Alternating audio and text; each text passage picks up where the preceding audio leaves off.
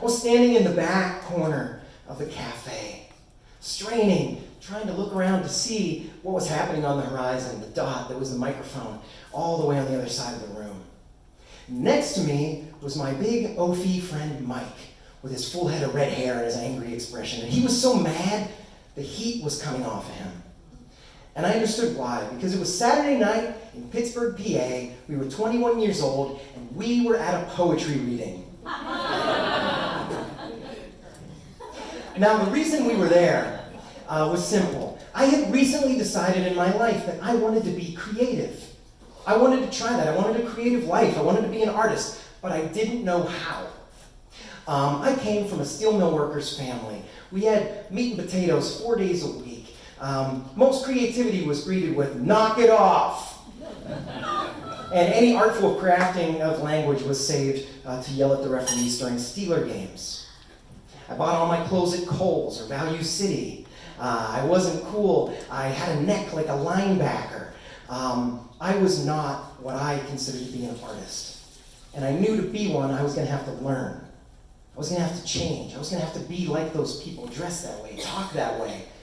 And so I needed to find out how. And when I looked in the paper and I saw the poetry reading on Saturday night on East Carson Street, I thought, that's it. Those people will know. They'll teach me. I can change. I can be like them. I can be an artist. And I got Mike to go along with me because I promised him 1 hour at the poetry reading, and then I would buy his beer for the rest of the night. And he immediately agreed. But when we got there was immediately trouble. It was a long cafe. It was more like a hallway. And there were seats in front, but they already filled up with people sitting, talking a little bit too loud, not to impress the people at their table, but the people who might overhear them. They looked like they belonged there. There was no space for us. And so we were ushered way, way into the back corner. We were, a bunch of us, kind of crammed where we couldn't really see or really hear. And Mike was angry. He looked at me and he said, "Hey, Shakespeare, you got 1 hour." And then the poetry started. Now, the first guy got up, and he had on like a tweed jacket with patches on the sleeves. He was maybe in his 20s. He had the most magnificent mutton chops, very thick horn-rimmed glasses, a novelty t-shirt underneath his blazer, and he came up with his binder, and he started. But we couldn't hear anything that he said. All we could make out really was the arrogance. He would go,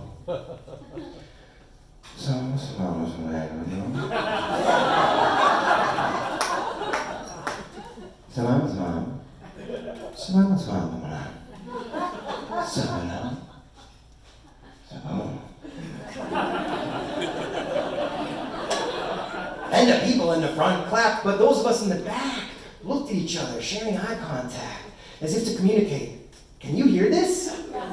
Are you hearing any of this? Is this for us? Are we even a part of this?"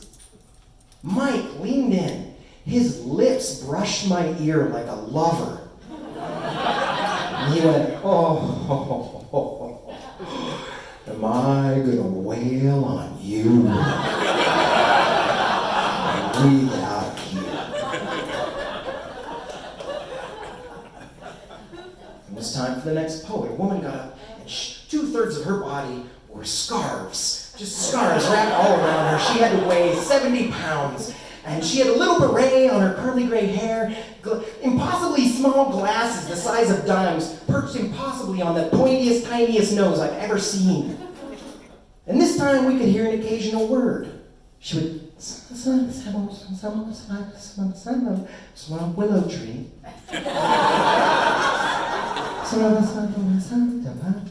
Ennui. And to make matters worse, at this time the guy running the coffee counter decided it'd be a good time to clean the cappuccino machine. So it was just, and he's doing random things like cleaning the spoons, just opening and closing the cash register for no reason. And those of us in the back shared eye contact again, and this time it wasn't a question, this time it was to confirm, this isn't for us. We're not a part of this. I looked at Mike, and he just had a far-away, dreamy look on his face as he clenched his fists up into bright red balls. It was terrifying. But there was one more poet. And a guy got up. I hadn't seen him before. He got up from a corner, and he came stumbling out. He had long, gray, messy hair sticking out underneath a mesh back cap, not worn ironically. And he had on one of those old vinyl softball team jackets playing for a bar in Western PA. It was so old you couldn't even make out the name on the back of the jacket. And he carried a boombox, and he didn't have a neat binder, but just a stack of papers. And he bumped people, and he apologized until he got to the front. He set down his boombox, and he pressed play, and Bob Marley's Jammin' started playing. And as he bobbed his head, he just started to spread papers all over that table, other people's tables, on the floor, on a chair, until finally he hit pause and he went, "Yeah, these things get a little bit quiet. I don't know, I like to start with some music." And then he looked to us. For the first time, someone looked to the back corner and said, "Hey, you guys hear me back here? If you can't, say something. My name's Jimmy, but they call me Dog." And he started into his poems, and it was electrifying. He drew on his 40 years as a homicide detective in Wilkinsburg, and he ranted, and he raved, and he spit, and he pounded, and he did poems in our language for us, and we heard every word. He did poems like Lexi the Junkie, or Nichols Got Shot in the Ass.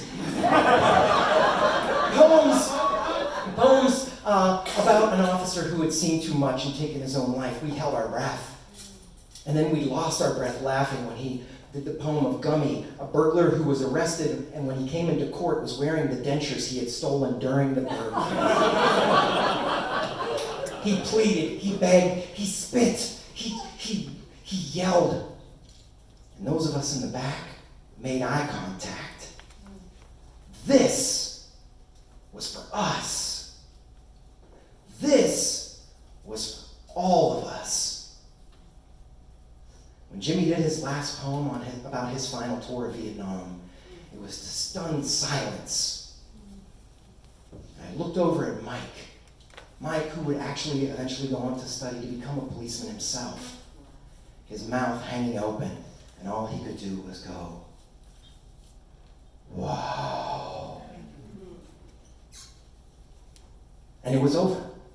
Bob Marley's jamming again. All the important people in the front jumped up to run to the other most important person in the room and pump hands and shake hands. And I tried to fight my way out of that back corner, but I couldn't get up there. Before I could even get to the front, Jimmy had scooped up all of his papers in his boombox and was out into the night. Like anybody doing anything, I'm a mosaic of inspiration, little pieces of inspiration I've picked up over the years from so many different sources. People I've worked with, people I know, people I'll never meet, historical figures, laborers, writers, steel mill workers, poets. But as an artist, as the artist I someday hope to be, I was born right there in that back corner of that cafe in Pittsburgh on that Saturday night. I want to tell you about Jimmy Savetic. Jimmy wrote hundreds of poems, but he only has a few slim volumes on Amazon, reviewed a handful of times for each. When he retired from the police force, he went in every morning to help inner city youth through boxing. And he showed up without fail, sick, weekends, whenever he could, and he did what he had to do. Jimmy never worried about any scene being part of a scene unless it had been taped off with yellow caution tape. Jimmy didn't try to get his name in the papers, he just read the papers. Jimmy didn't want credit for his work, he just did the work. I learned so much from him that night. I learned that it's not about some clique, it's about community. It's not about the conduit, it's about connection. And that you could have success doing it your own way, but when you did, for God's sake, be humble about it. I learned from him that I could be a steel mill worker's son, have no neck, eat meatloaf multiple nights a week, wear clothes from Kohl's, and be an artist, and be a writer, and be a storyteller. I never got to meet Jimmy in person. I wish he knew how much he affected my life. But he died just a few months ago, and I got to read his obituary where I found out even more of what an amazing person he was.